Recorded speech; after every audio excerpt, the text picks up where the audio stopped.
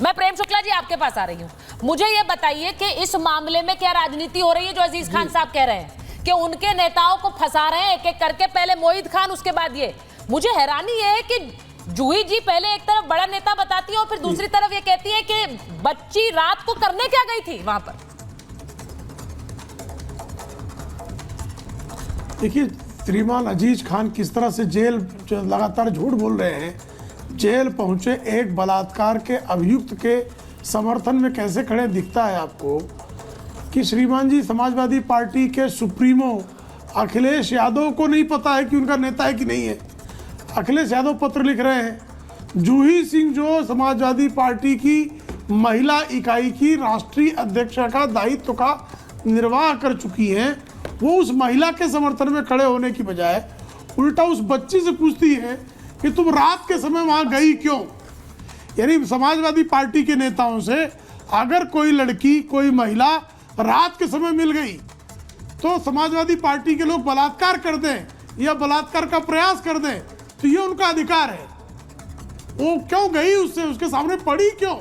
मैंने समाजवादी पार्टी के नेता इतने नृशंस बलात्कारी है कि अगर किसी महिला को उनके सामने पड़ गई, अगर कोई उनके से कोई मिलने चली गई तो बलात्कार करना उनका जो है जन्मजात अधिकार है।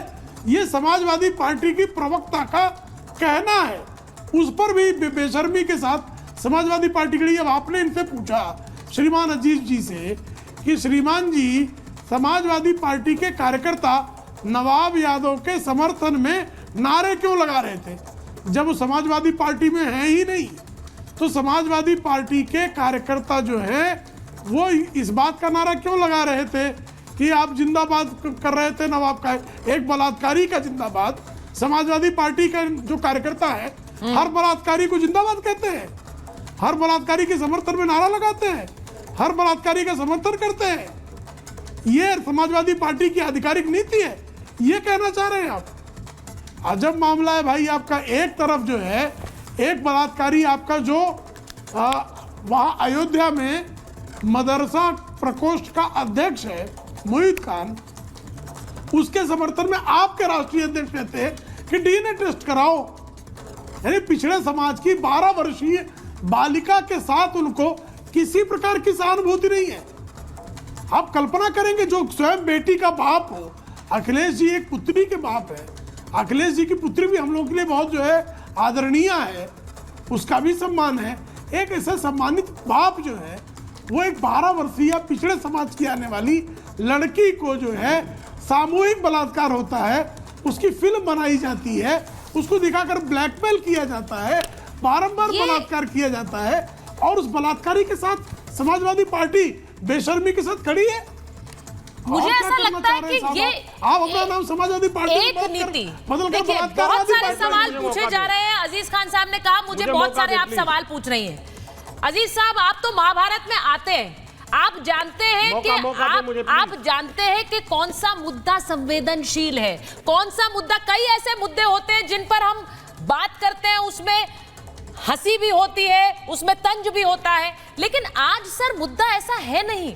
आज सवालों का सामना आपको करना पड़ेगा क्योंकि ये मामला ही संवेदनशील है और खासकर तब जब अयोध्या के बाद एक और घटना आती है। सवाल पूछे जाएंगे आपकी पार्टी से, आप लोग डिसोन कर दीजिए ये कहकर के पार्टी का सदस्य था, लेकिन इस तरह की घटना हुई, हम ऐसे लोगों को बर्दाश्त नहीं करेंगे। लोग इस तरह का एक बयान सुनना चाहते हैं और मैं फिर कह रही हूं हर पार्टी से सुनना चाहते हैं, सिर्फ समाजवादी पार्टी से नहीं। मैं एक बार आ रही हूं आपके पास वापस, मैं एक बार आनंद जी के पास जाऊंगी। डीजीपी सर, पहले डीजीपी जैन को लीजिए प्लीज स्क्रीन पर। डीजीपी सर, मैं आपसे पूछ रही हूं, जिस तरह की घटनाएं सामने आ रही है मोहित खान के बाद अब ये घटना, मैं इसमें अजीज खान साहब की पार्टी को नहीं भी देखती, लेकिन आप मुझे बताइए इस तरह के मामले सामने आते हैं, जो आपने तस्वीर देखी होगी इस व्यक्ति की, ये जो नवाब हैं, ये किस नवाबियत में रह रहे थे जब अंदर पुलिस गई, वीडियो भी बनाया गया और उन्हें कपड़े पहनने पड़े, एक महिला के साथ वो बैठे हुए थे। मुझे सिर्फ ये कहना है कि इन सब पर एक स्टैंड क्यों नहीं ले पाती है पार्टियां। ये राजनीतिक दल का संरक्षण ही इन्हें इतना बड़ा बना देता है ना कि उसके बाद राजनीतिक दल इन पर निर्भर हो जाते हैं। देखिए, मैं कोई नहीं था, मैं सिर्फ कहूंगा जो ये नवाब यादव है, ये बहुत पड़ा गया है, इसके इरादे एक नहीं, ऑडियो बहुत खराब आ रहा है, मैं उसको जरा दुरुस्त कराती हूँ, उसके बाद वापस आती हूँ आपके पास, बिकॉज हम आपको सुन नहीं पा रहे हैं। मैं एक बार अनंत जी के पास जा रही हूँ। अनंत जी को स्क्रीन पे लीजिए। अनंत जी, ये बहुत बुरा लगता है कि अभी हम मोईद खान के सवालों से उबर नहीं पाए थे, वो सवाल अभी भी घेरे हुए हैं, लेकिन इस बीच एक और खबर आ जाती है एक ऐसे व्यक्ति की जो न जाने कितने साल से समाजवादी पार्टी से जुड़ा हुआ रहा। मैं सिर्फ सपा की बात नहीं कर रही, मैं फिर कह रही हूं, लेकिन जब इस तरह के मामले आते हैं तो एक डिस्टेंसिंग और ये सीधे कहना कि हाँ हमारी पार्टी का था लेकिन अब नहीं रहेगा, अब उस पर कार्रवाई करेंगे हम, और हम चाहते हैं पुलिस भी करे, ये स्टैंड लेना इतना मुश्किल क्यों होता है? सुचरिता जी, ये मुश्किल इस कारण से है कि इसमें पीडीए भी है और इसमें एमवाई समीकरण भी है। आप राजनीति समझने का प्रयास करिए। मुझे लगता है कि जिस प्रकार से पीडीए को लेकर चले थे वो अब एमवाई में सिमट गया। अयोध्या में एम और यहाँ कन्नौज में वाई। तो पीडीए की फिक्र नहीं है उत्तर प्रदेश में। मैं जो व्यक्ति तरह तरह के ऑफर देता हो, मानसून ऑफर दे रहा हो, विंटर ऑफर दे रहा हो, वो जो ट्वीट एक्स पर इतना सक्रिय रहता हो, वो एक्स पर एक शब्द इस प्रदेश की लड़कियों के लिए नहीं बोल रहा। मैं राजनीति में नहीं जाना चाहता हूँ।